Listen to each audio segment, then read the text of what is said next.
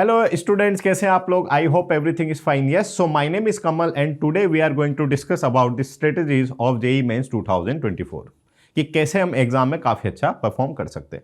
अच्छा, इस वीडियो के लास्ट में मैं आपको एक छोटा सा इन्फॉर्मेशन दूंगा जो कि काफ़ी हेल्पफुल रहने वाला है. बच्चे क्वेश्चन पूछते हैं तो उस क्वेश्चन का जवाब आज इस वीडियो के लास्ट में मैं देने वाला हूँ, तो वीडियो को ज़रूर पूरा देखिए. सो बेसिकली बच्चों के सर फ़ोन आने लग गए हैं कि सर क्या पढ़ें, क्या छोड़ दें, है ना, कि एग्ज़ाम पास आ गया है सर, जो इंपॉर्टेंट है वो बता दीजिए. तो देखो, यहाँ पे हम आज डिस्कस करने वाले हैं लास्ट 14 ईयर का पैटर्न कि कौन से टॉपिक से कितने क्वेश्चंस आए. तो इसका एक हेल्प और इसके एक आइडिया अपन ले लेंगे कि इन टॉपिक से, इन चैप्टर से कहीं ना कहीं ज़्यादा क्वेश्चंस पूछे जा रहे हैं. तो जब हम रिवीजन करने बैठ रहे हैं तो इन चैप्टर पे थोड़ा हम ज़्यादा फोकस रखेंगे, है ना, और इनको सबसे पहले अपन कवर कर लेंगे ताकि आप ऐसे समझो कि मेरा हाँ ये सिलेबस में मोटा मोटा एक ग्रिप आ चुका है. तो अपन स्टार्ट कर रहे हैं. सबसे पहले stop dreaming and start practice, है ना. बहुत ज़्यादा सोचने का नहीं है, ज़्यादा सोचेंगे ज़्यादा नेगेटिव थॉट आते हैं.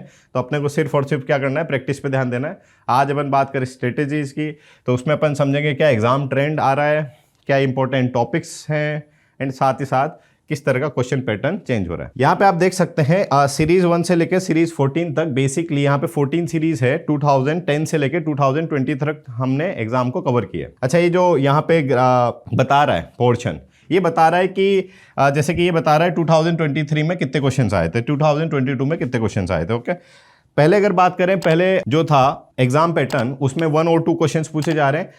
21, 22 और 23 में क्या हुआ है, जो ऑनलाइन पेपर हुए हैं, है ना, तो उसमें सीजन 1 एंड सीजन 2 में सारे सीजन को मिला के अपन ने मोटा मोटी किया है. जैसे 23 में 2 बार पेपर हुआ है, तो दोनों बार में टोटल कितने क्वेश्चंस आए. Okay, now let's do the analysis of this one. तो आप देख सकते हैं बच्चा मोस्टली इनऑर्गेनिक से पहले तो भागता था कि सर ये तो इसमें तो याद करने का होता है, सर कैसे याद रखेंगे वगैरह वगैरह. अब यहाँ पे एक बात समझो, जो एस ब्लॉक है वो हटा चुका है, इसमें से हाइड्रोजन हटा चुके हैं. और पी ब्लॉक में भी जो बात करें, जो कंपाउंड का स्टडी है उसको कहीं ना कहीं वहां पे रिड्यूस किया गया है. सो मोटा मोटी अगर बात करें तो इनऑर्गेनिक से भागना नहीं है. क्यों? क्योंकि आप देखो यहाँ पे तीनों में अगर कंपैरिजन करें, इनऑर्गेनिक, फिजिकल और ऑर्गेनिक में, ये वाली जो लाइन है ना, देखो 120 पे इसको टच कर रही है. फिजिकल में सिर्फ और सिर्फ मोल 100 को टच कर रहा है. बट अगर बात करें इनऑर्गेनिक में तो ये 100 से ऊपर जा रहा है. 100 से ऊपर जाने का क्या मतलब है कि लास्ट 14 ईयर में केमिकल बॉन्डिंग, पी ब्लॉक और कोऑर्डिनेशन कंपाउंड से more than 100 number of questions पूछे जा चुके हैं. 100 से 120 तक जा रहा है. मतलब आप क्या समझे कि फिजिकल, इनऑर्गेनिक और ऑर्गेनिक में ये जो तीनों चैप्टर हैं, chemical bonding, coordination and P block, these are the 3 most important chapter. अब पी ब्लॉक में जो हमारा नया सिलेबस के अकॉर्डिंग गाइडलाइन आई है उसके अकॉर्डिंग आपको इसको स्टडी करना है. मतलब क्या, केमिकल बॉन्डिंग और कोऑर्डिनेशन और पी ब्लॉक तो हमें पढ़ना ही है. ओके, वो भी नए सिलेबस के अकॉर्डिंग. फिर तो इनऑर्गेनिक में सबसे इंपॉर्टेंट ये जो हमारे हैं 3 चैप्टर रहेंगे. ऑब्वियसली पीरियोडिक टेबल अगर आता है तो केमिकल बॉन्डिंग पढ़ने में काफ़ी आसानी रहेगी. पीरियोडिक टेबल से डायरेक्टली क्वेश्चंस बनते भी हैं. Okay, and D and F block कहीं ना कहीं कोऑर्डिनेशन से लिंक है. डी एंड एफ ब्लॉक में बहुत ज़्यादा चैप्टर टॉपिक है नहीं, सब topic, so it can be easily understood. Okay, so यहाँ पे अपन देख सकते हैं हर एक चैप्टर दूसरे से लिंक है. तो इनऑर्गेनिक में अपन कुछ भी स्किप नहीं कर सकते, तो हमें सब कुछ यहाँ पे पढ़ना पड़ेगा. बात करें फिजिकल में, तो इनऑर्गेनिक जिससे भागते थे उस पे इस बार अपने को क्या ध्यान रखना है कि उसको स्किप नहीं करना है. ये गलती भूल के भी मत करना. ओके, नेक्स्ट फिजिकल की बात करें. फिजिकल में आप देखो जो सबसे ज़्यादा नंबर ऑफ क्वेश्चंस पूछे गए मोल से. ऑब्वियसली मोल कॉन्सेप्ट इनडायरेक्टली हर चैप्टर का एक पार्ट है. जैसे बात करें लिक्विड सॉल्यूशन की, तो यहाँ पे भी मोल फ्रैक्शन वगैरह कई सारी कॉन्सेंट्रेशन टर्म की डायरेक्ट इनडायरेक्टली हेल्प करेगा. तो आप समझो कि अगर हमें मोल कॉन्सेप्ट आता है तो इसका कुछ पार्ट सॉल्यूशन में आ जाएगा. ये दोनों चैप्टर काफ़ी इंपॉर्टेंट हो गए. नंबर ऑफ क्वेश्चंस भी आप देख सकते हैं लास्ट 14 ईयर में काफ़ी ज़्यादा पूछे जा चुके हैं, है ना. ये 100 है और ये 80 के आसपास है सॉल्यूशन. सो ये 2 चैप्टर हो गए. इसके बाद बात करें 12th का जो फिजिकल केमिस्ट्री है उसको आप पहले कर लेंगे. 12th के फिजिकल केमिस्ट्री में देखो काइनेटिक्स, इलेक्ट्रोकेमिस्ट्री, ठीक है, इससे भी काफ़ी नंबर ऑफ अच्छे क्वेश्चन पूछे जा रहे हैं. बात करें अगर एटॉमिक स्ट्रक्चर की, एटॉमिक स्ट्रक्चर में भी नंबर ऑफ क्वेश्चंस काफ़ी अच्छे पूछे जा रहे हैं.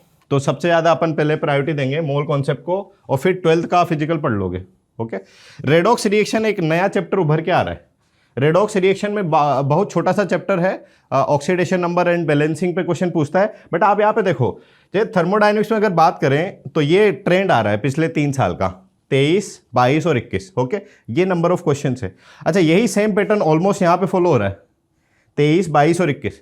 मतलब या तो अपन थर्मोडाइनमिक्स के काफ़ी बड़ा चैप्टर है जैसे कि सबको पता है, तो उससे और इससे नंबर ऑफ क्वेश्चन सेम आ रहे हैं, तो कहीं ना कहीं हम इसको ज़्यादा प्रायोरिटी देंगे। पढ़ना तो देखो सभी है, बट जो बच्चे पूछ रहे थे कि सर क्या पढ़ लूँ मैं पहले, है ना, कि मेरे सिलेबस ग्रिप में आ जाए, तो वो ज़्यादा ध्यान देंगे। पहले 12th का फिजिकल निपटाओ, फिर रेडॉक्स, और उसके बाद फिर अपन इन दोनों चैप्टर पे आएंगे, इन तीनों पे, क्योंकि काफ़ी बड़े बड़े चैप्टर भी है, थर्मो, आयनिक और ये, है ना। बट हमारा प्रायोरिटी क्या रहेगा आपसे, और लास्ट पार्ट ऑर्गेनिक। ऑर्गेनिक में देखो जीओसी जो है, ऑर्गेनिक केमिस्ट्री का हम बोल सकते हैं, सॉल है, उसका दिल है, हार्ट है, जो भी आप वर्ड इस्तेमाल कर लो। जीओसी अगर आता है तो ऑर्गेनिक केमिस्ट्री काफ़ी आसान हो जानी है। कार्बोकेटाइन, कार्बोनाइन सब जगह आ रहा है।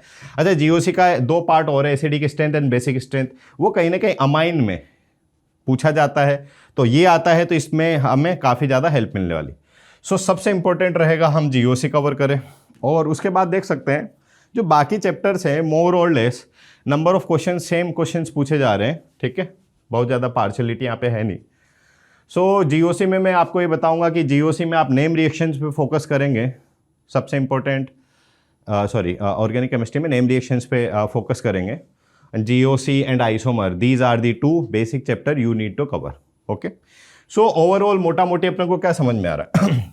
मोटा मोटी मेरे को ये समझ में आ रहा है कि सबसे पहले अभी तक हम जो एक गलती करते आ रहे थे कि ऑर्गेनिक केमिस्ट्री को सब लोग छोड़ देते हैं, तो इस पे इस बार सबसे ज़्यादा फोकस अपने को करना है। पहली बात, सारे चैप्टर इंटरलिंक्ड हैं। दूसरी बात, सबको पढ़ना है नए सिलेबस की गाइडलाइन के अकॉर्डिंग।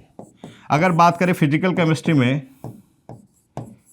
तो फिजिकल केमिस्ट्री में हमें याद रखना है सबसे पहले मोल कॉन्सेप्ट के साथ पहला चैप्टर हमारा रहेगा, फिर 12th की फिजिकल केमिस्ट्री उठाओ, 11th की में जो है रेडॉक्स पहले उठाएंगे, और लास्ट में थर्मोडायनेमिक्स, केमिकल और आयनिक इक्विलिब्रियम करेंगे, क्योंकि बड़े बड़े चैप्टर है, टाइम लेगा, तो हमें ग्रिप पे लेना है, तो ये ग्रिप हो जाएगी। और अगर बात करें ऑर्गेनिक केमिस्ट्री में बच्चे, तो ऑर्गेनिक केमिस्ट्री में आप 3 चैप्टर पढ़ना है, जीओसी, आइसोमर एंड सारी की सारी नेम रिएक्शंस।